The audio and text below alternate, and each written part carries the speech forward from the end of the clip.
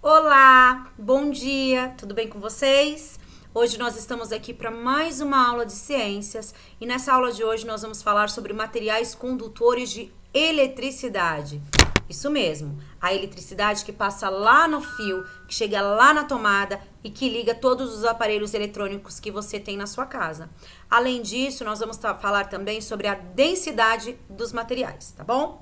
Esse conteúdo, ele faz parte lá da apostila, do caderno 3, vai das páginas 107 a 114. Então, vamos lá? Materiais condutores de eletricidade. O que são os materiais condutores de eletricidade?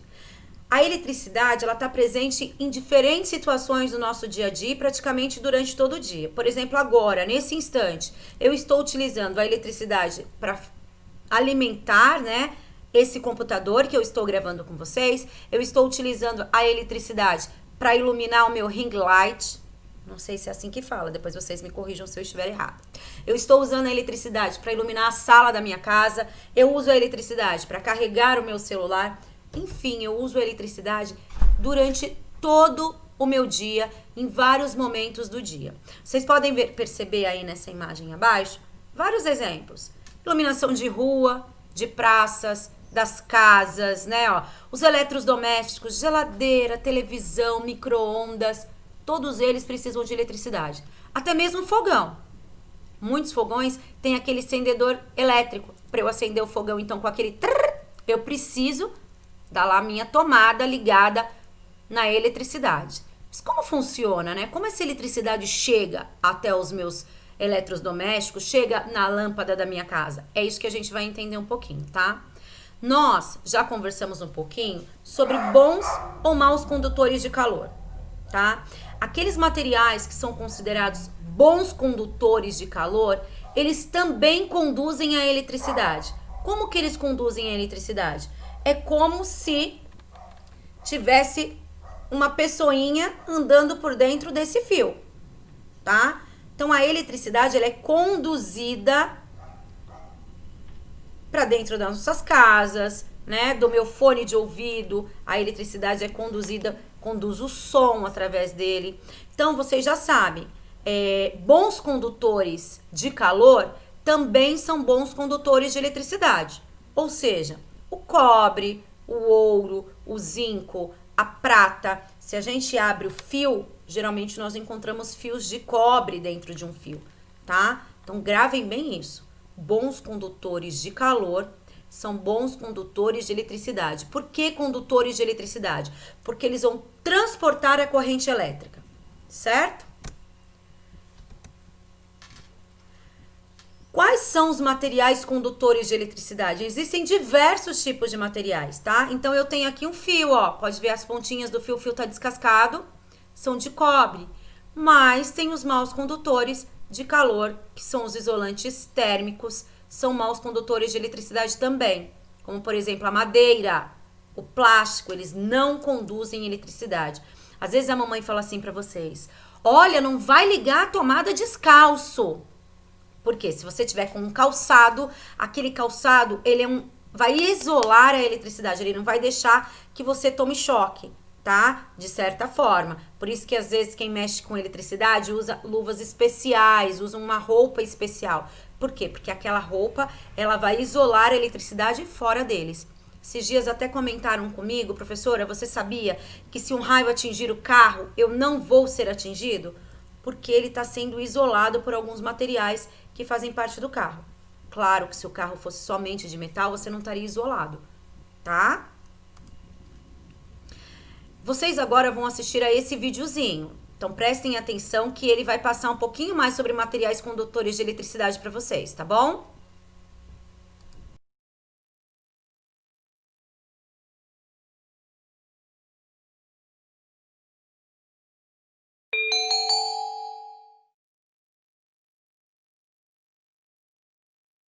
O pai de Joaquina vai fazer suco de abacaxi. Para isso, ele colocou pedaços de fruta, água e gelo no liquidificador. O que é preciso fazer para que o liquidificador funcione? Como a energia elétrica chega até o aparelho elétrico?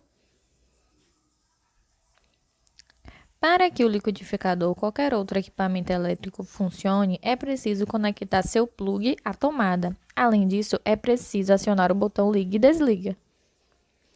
Para o equipamento elétrico funcionar, a energia elétrica gerada nas usinas precisa chegar até ele. Isso acontece por meio dos fios condutores das linhas de transmissão, das linhas de distribuição, os postes das ruas e do interior das residências. Existem materiais que são bons condutores de energia elétrica. Eles são utilizados para fabricar os fios que conduzem energia elétrica de um local até outro. Em geral, os metais, como o cobre, são bons condutores elétricos.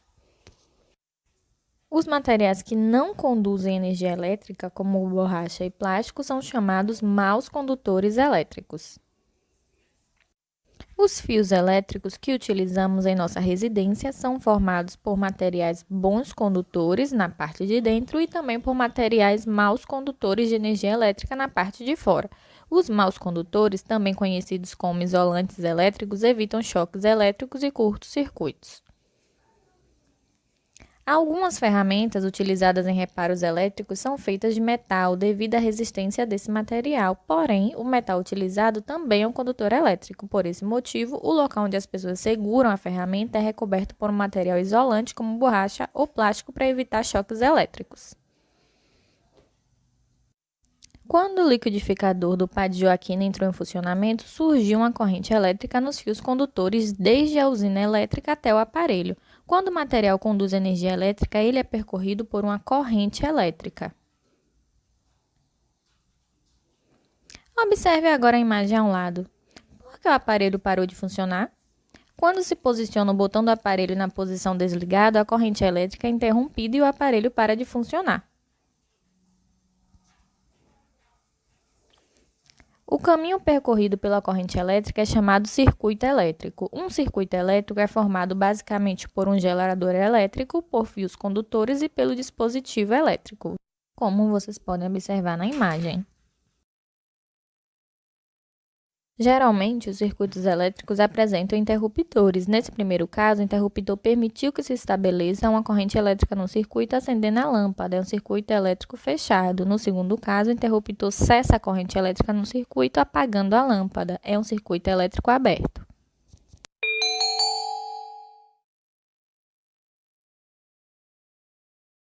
Então, vocês viram aí as dicas da professora Raíssa. A Raíssa é uma colega de trabalho e nós pegamos o vídeo dela lá no YouTube porque ela já explicava também o que nós estamos explicando. Ela complementou um pouquinho da eletricidade desde lá da usina hidrelétrica, que ela é feita, né, retirada da energia, da força das águas, até chegar na nossa casa. E ela explicou mais um pouquinho também sobre bons e maus condutores de energia, de eletricidade.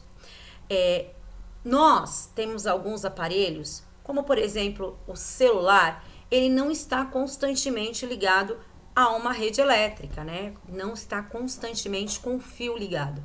Por que que ele não está com o fio ligado?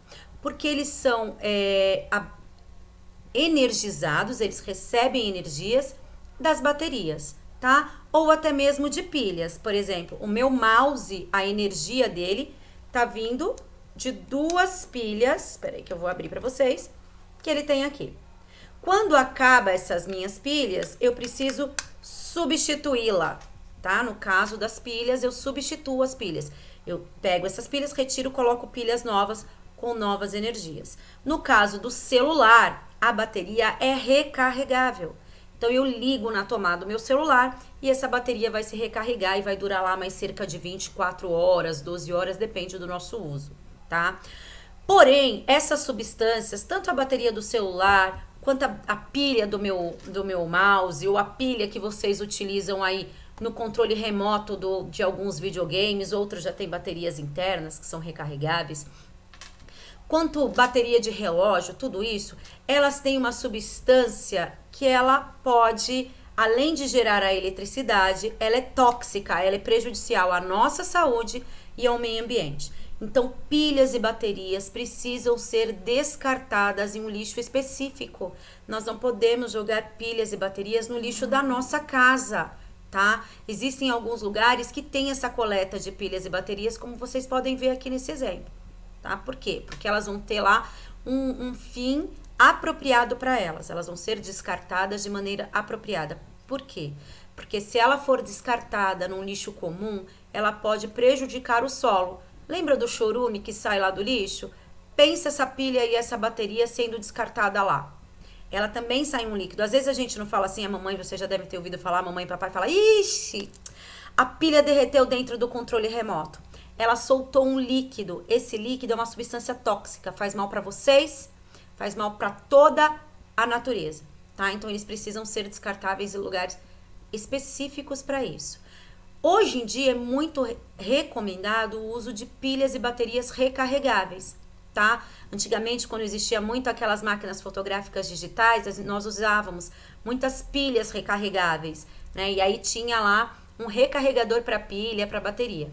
Hoje em dia, em alguns casos, por exemplo, controles de alguns videogames, como por exemplo o PS4, ou a bateria de celulares, iPads, tablets, enfim, elas são recarregáveis, eu não preciso trocá-las, tá? Quando essas baterias acabam, eu preciso descartar o meu celular. O celular, ele tá com a bateria acoplada dentro. Esse meu não troca a bateria, ela é interna. Como que eu vou fazer? Eu também vou descartar o meu celular num lugar apropriado para ele, num lixo apropriado para isso, tá bom? Então pensem nisso também, nesse uso consciente e o descarte consciente das pilhas e baterias aí na casa de vocês, tá? Agora nós vamos falar um pouquinho sobre densidade de materiais. A densidade de um material depende da massa e do volume que ele ocupa, tá? Para eu ter 1 quilo de algodão, eu preciso de muito algodão, porque ele não é um material muito denso, né? Ele é mais espesso. Para eu ter 1 quilo de ferro, olha só a quantidade de ferro que eu tenho lá. Tenho pouco, tá? Isso se faz por conta da densidade. O ferro é mais denso que o algodão. Ou seja, o algodão, ele tem menos densidade porque a massa dele, todo aquele peso de 1 quilo, ele tá espalhado em mais volume, tá? Em mais quantidade, maior quantidade, tá bom? Vocês conseguem investigar essa questão de densidade sobre os objetos que afundam e não afundam na água, tá? Então, por exemplo, eu tenho aí uma água com sal e uma água sem sal. Nós colocamos um ovo lá, o mesmo ovo. Na água sem sal, o ovo ficou com uma densidade maior, ele afundou. Já na água com sal, ele está com uma densidade menor, ele flutuou. Nós temos lá um outro exemplo também de uma esponjinha, um pedacinho de madeira e um bloquinho de gelo. Tudo isso está trabalhando a densidade, está nos mostrando. Quem afunda é mais denso, tem mais densidade, certo? Então quer dizer que nem sempre o volume significa que eles são iguais. Se eu colocar 1 quilo de algodão na água, ele vai flutuar. Se eu colocar 1 quilo de ferro na água, ele vai afundar.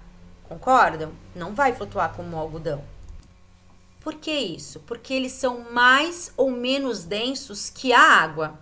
A água sem sal, ela é menos densa, vamos colocar assim, menos pesada, né? Tem menos partículas que a água com sal. Por isso que o mesmo ovo, ele afundou na água sem sal, porque o ovo na água sem sal, ele é mais denso. Já o sal deixou a água muito mais densa que o ovo. Façam essa experiência do ovo aí na casa de vocês, tá? Depois, mais pra frente, a gente vai conversar sobre uma outra experiência que vocês vão fazer, que ela vai compor o trabalho de ciências de vocês. Então, prestem atenção em tudo que vocês estão fazendo nessa aula hoje, que ele faz parte do trabalho de ciências, tá bom? Desafio de hoje. Vocês podem fazer essa experiência aí da água com sal e sem sal e o mesmo ovo que vocês colocarem na água com sal, depois coloquem na água sem sal para ver o que vai acontecer. Tá bom? E aí vocês me contem depois. Se quiser mandar uma foto, pode mandar uma foto aqui nos comentários do vídeo, que eu dou uma olhadinha depois, tá? Agora, o que vocês vão fazer? Realizar as leituras da página 107 à página 114. Grifem as partes principais do vídeo. E qualquer dúvida, vocês anotem pra gente conversar amanhã, tá bom? Então, amanhã, nós temos um encontro na nossa aula online às 8 horas da manhã, tá bom? Beijinhos pra vocês e até amanhã.